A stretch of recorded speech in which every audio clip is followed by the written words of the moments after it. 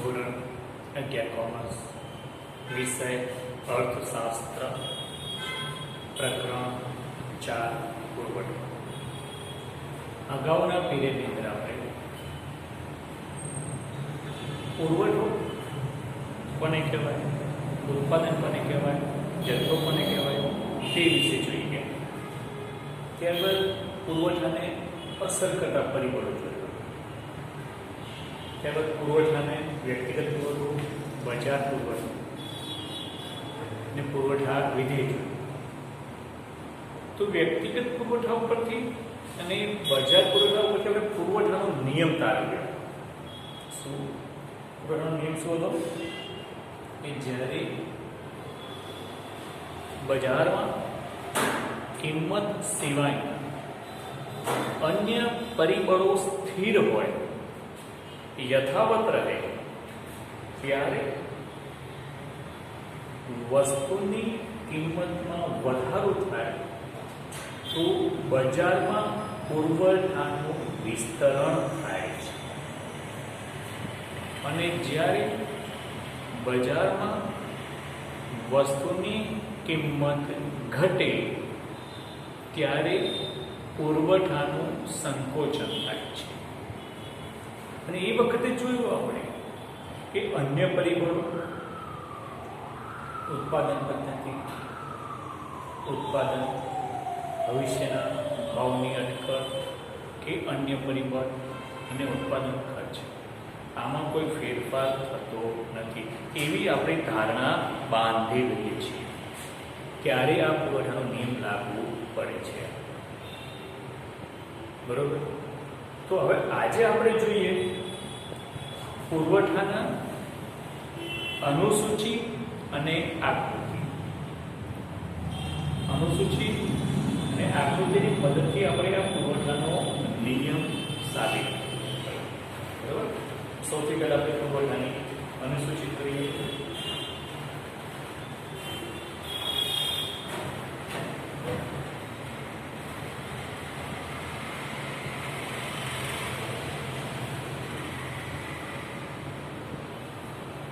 વસ્તુની કિંમત એટલે માની લે કોઈ પણ વસ્તુની કિંમત કયા પ્રકારની હોય તો બજારમાં વસ્તુનો પુરવઠો કેટલો હોય.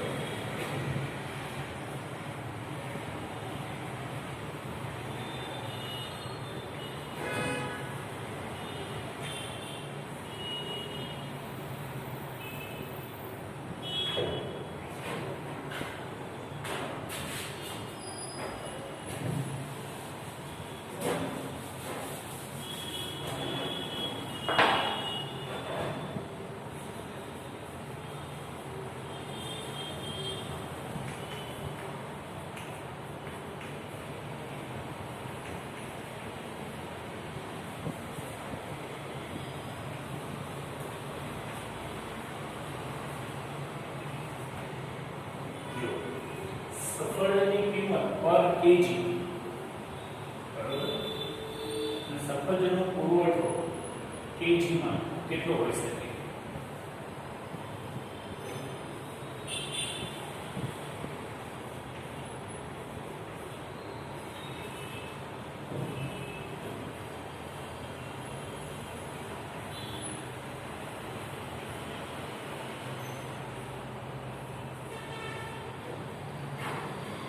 એક કાલ્પનિક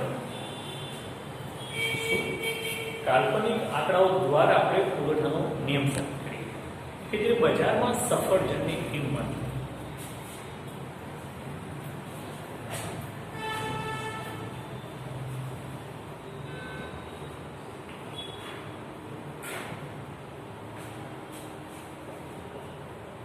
₹10 કિલો સફરજન હોય તો ત્યારે 100 કિલોગ્રામ બજારનો પુરવઠો હશે.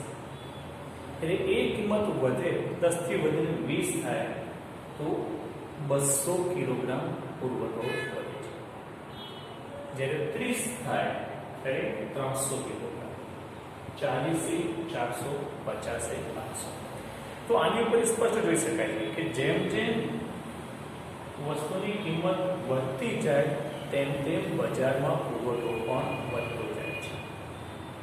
અને જેમ જેમ વસ્તુની કિંમત ઘટતી જાય તેમ તેમ બજારમાં પુરવઠો પણ ઘટતો જાય છે. માત્ર કિંમતનો ફેરફાર થવાથી અન્ય પરિબળો સ્થિર રહે છે. અન્ય પરિબળો કોઈ ફેરફાર થતો નથી. આને અનુસૂચિ કહેવાય. તો આ કાલ્પનિક આંકડાઓ દ્વારા આ અનુસૂચિ આવે. અનુસૂચિ ઉપરથી આપણે આકૃતિ જોઈએ. બરોબર.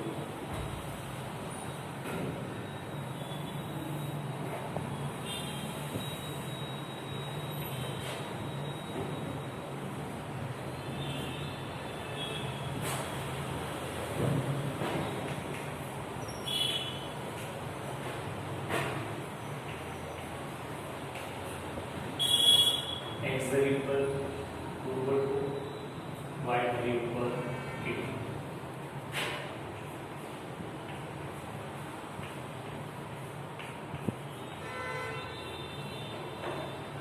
દસ, 20, 40, 50. પુરવઠો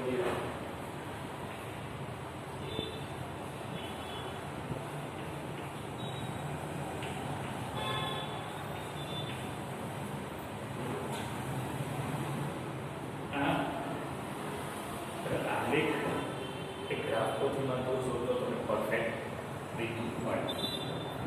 અહીં આગળ હું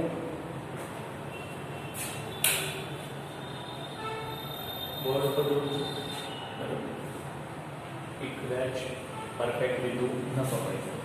આપણે જોઈએ કે જ્યારે 10 રૂપિયા કિંમત છે ત્યારે બજારમાં પુરવઠો છે 100 કિલોગ્રામ. તો અહીંયા 10 રૂપિયા છે. 10 રૂપિયા આગળ કરી અને 100 ને પૂરું કરી એ બંને ક્યાં છેદે છે અને અહીં બિંદુ પ્રાપ્ત છે આપણને. બરોબર. ખ્યાલ આવે છે. પછી જ્યારે 20 રૂપિયા કિંમત છે ત્યારે બજારનો પુરવઠો છે 200. તો 20 200 એ છે એ બંને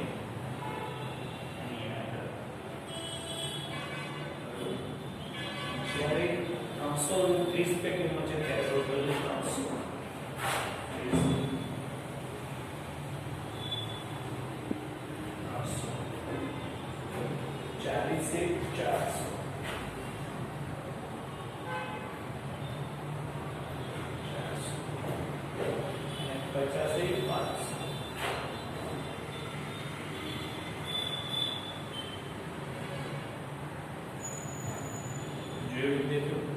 કેવી રીતે બિંદુ પ્રાપ્ત થયા તે જોઈ લો. બરોબર.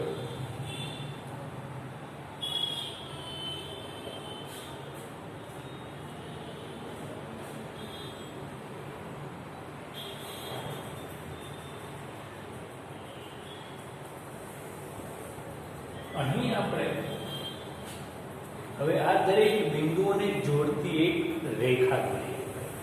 દરેક બિંદુને જોડતી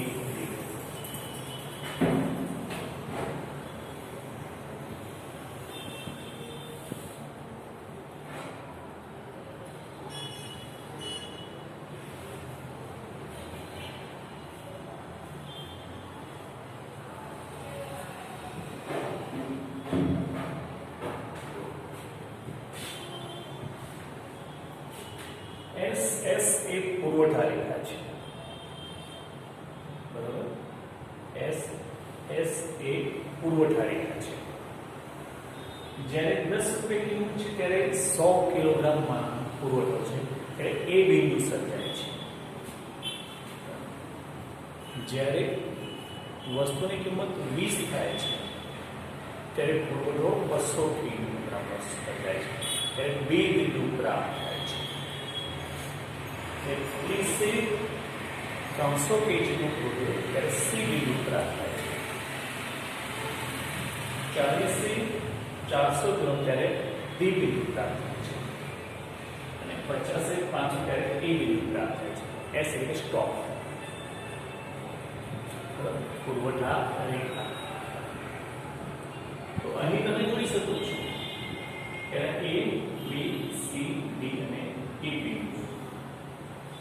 બરોબર. તો એ બિંદુથી શરૂઆત થઈ અને એ બિંદુ ઉપરની બાજુ આવેલું છે. તો આનો મતલબ શું થયો કે પુરવઠા રેખા ડાબી બાજુથી જમણી બાજુ ઉપરની તરફ જાય છે. તેને ધન ઢાળવાળી રેખા તરીકે ઓળખવામાં આવે છે. શું? ધન ઢાળ. જે રેખા ડાબી બાજુથી જમણી બાજુ ઉપરની તરફ જતી હોય તેને ધન ઢાળવાળી રેખા તરીકે ઓળખવામાં આવે છે. અને બીજી વસ્તુ યાદ રાખવાની કે અહીં કિંમત અને પુરવઠા વચ્ચે સીધો સંબંધ છે.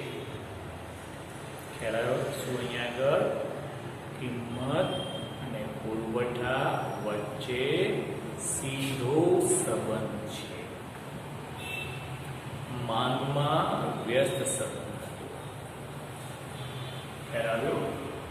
તો યાદ રાખવાનું છે માંગ રેખા એ ઋણ ઢાળવાળી રેખા છે, ત્યાં વ્યસ્ત સંબંધ છે.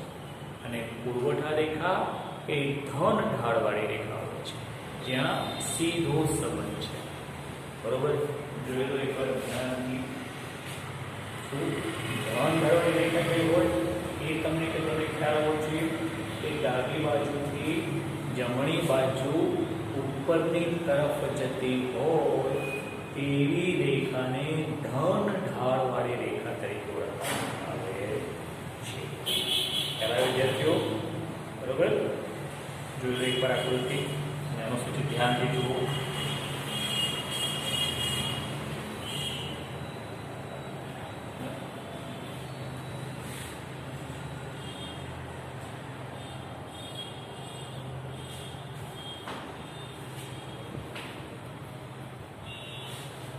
હવે આની ઉપરથી આપણે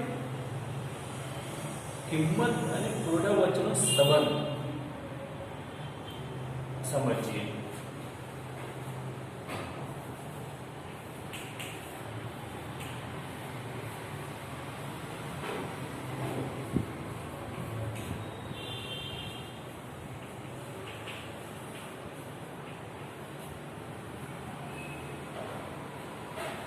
કિંમત અને પુરવઠા વચ્ચેનો સંબંધ કેવો છે?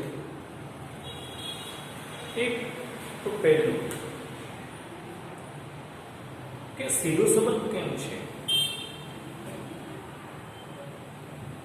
તો પહેલી વસ્તુ એ છે કે વેપારી હોય, પેઢીનો માલિક હોય કે ઉત્પાદક હોય, એટલે કે નિયોજક, કોઈ પણ ઉત્પાદક હોય તો તેનો આશય હંમેશા મહત્તમ નફો પ્રાપ્ત કરવાનો હોય છે. શું? મહત્તમ નફો એ હંમેશા વધારે ને વધારે નફો મળે તેવા તે પ્રયત્ન કરતો હોય છે. હવે જ્યારે બજારમાં કિંમત ઓછી હોય તો તેને ઓછો નફો પ્રાપ્ત થાય છે.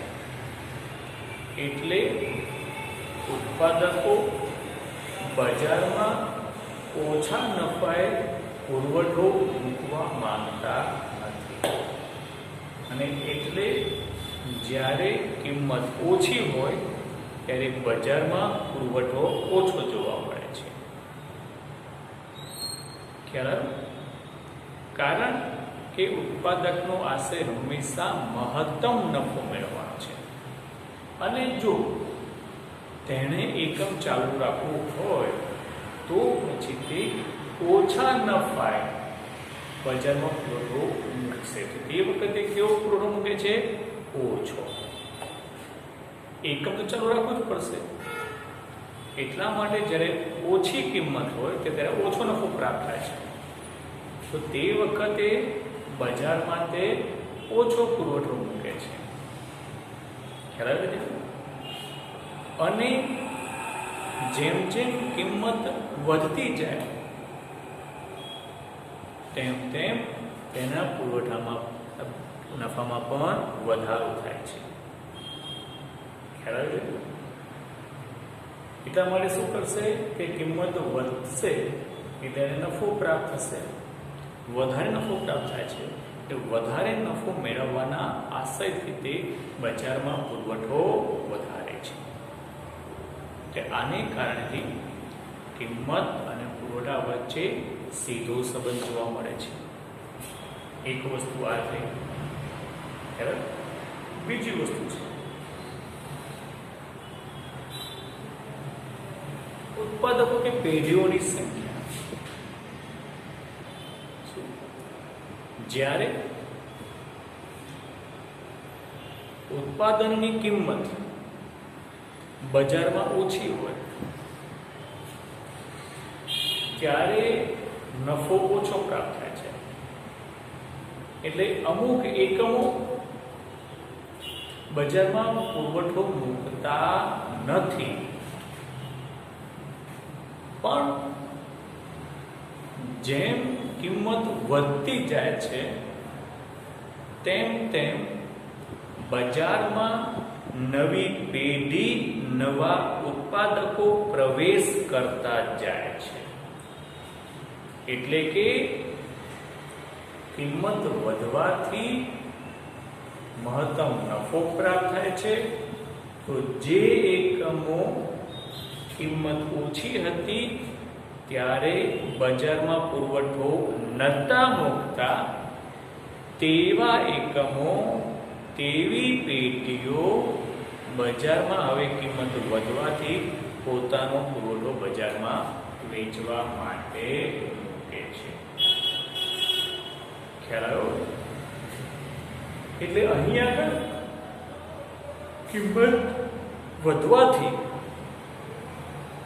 વધારે નફાને આકર્ષાય, મહત્તમ નફાથી આકર્ષાઈને બજારમાં નવી પેઢીઓ દાખલ થાય છે, નવા ઉત્પાદક દાખલ થાય છે.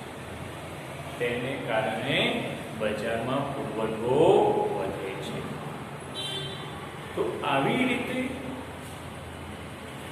કિંમતનો ફેરફાર થવાથી બીજા કોઈ પરિબળમાં ફેરફાર થતો નથી. માત્ર કિંમતમાં ફેરફાર થાય છે, જેથી નફામાં ફેરફાર થાય છે. અને નફામાં સીધો ફેરફાર થયો હોવાથી ઉત્પાદકો એ વધારે નફો મેળવવાના આશયથી બજારમાં પુરવઠો વધારે છે. તો આને કારણે કિંમત અને પુરવઠા વચ્ચે સીધો સંબંધ જોવા મળે છે. એકવાર ધ્યાનથી આકૃતિ જોઈ લો. આ રીતે પુરવઠા રેખા ક્યાંથી કઈ બાજુ જાય છે?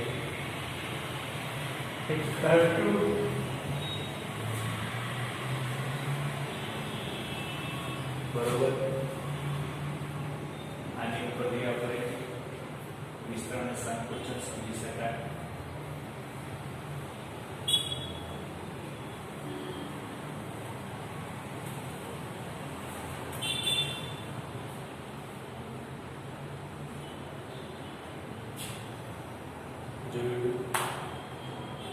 હવે આના આધારે પુરવઠામાં પરિવર્તન સમજશે.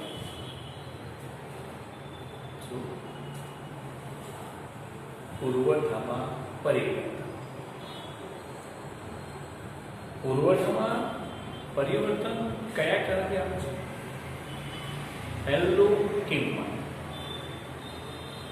કિંમતમાં ફેરફાર થવાથી પુરવઠામાં વધારો ઘટાડો થાય છે. બરોબર. તેમજ કિંમત સિવાયના અન્ય પરિબળો,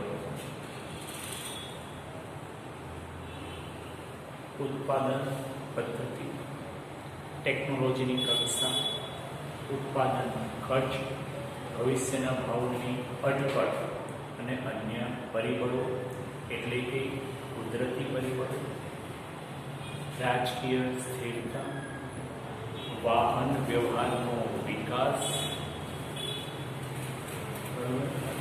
ઔદ્યોગિક શાંતિ. આ બધા પરિબળોને કારણે પણ પુરવઠામાં પરિવર્તન આવે છે. કિંમત એટલે કિંમત સિવાયના પરિબળો, આ બંને કારણે થઈને પુરવઠામાં પરિવર્તન આવે છે. એ પરિવર્તનને બે ભાગમાં વહેંચાય છે. એક કે જ્યારે માત્ર કિંમતમાં જ ફેરફાર થાય. શું? જ્યારે માત્ર કિંમતમાં ફેરફાર થાય ત્યારે. અને બીજું, કિંમતમાં કોઈ ફેરફાર ન થાય પરંતુ કિંમત સિવાયના પરિબળોમાં ફેરફાર, તેને કારણે પુરવઠામાં પરિવર્તન આવે છે. એટલે એને બે ભાગમાં વહેંચ્યું આપણે કે પુરવઠાની અસર કરતા પરિબળો, મુખ્ય કિંમત અને બીજું કિંમત સિવાયના અન્ય પરિબળો. તો યાદ રાખી લેજો, જ્યારે કિંમતમાં ફેરફાર થાય અને અન્ય પરિબળો સ્થિર હોય, યથાવત હોય, તેને પુરવઠામાં વૃદ્ધિ અને પુરવઠો ઘટે. જ્યારે પુરવઠામાં વૃદ્ધિ થાય તેને વિસ્તરણ તરીકે ઓળખવામાં આવે છે અને જ્યારે પુરવઠામાં ઘટાડો થાય તેને સંકોચન તરીકે ઓળખવામાં આવે છે. ખ્યાલ આવ્યો વિદ્યાર્થીઓ? આ આપણો પુરવઠાનો જે નિયમ છે. શું પુરવઠાનો નિયમ આપણે શું કીધું તો એ નિયમ તમારે યાદ રાખવાનો છે.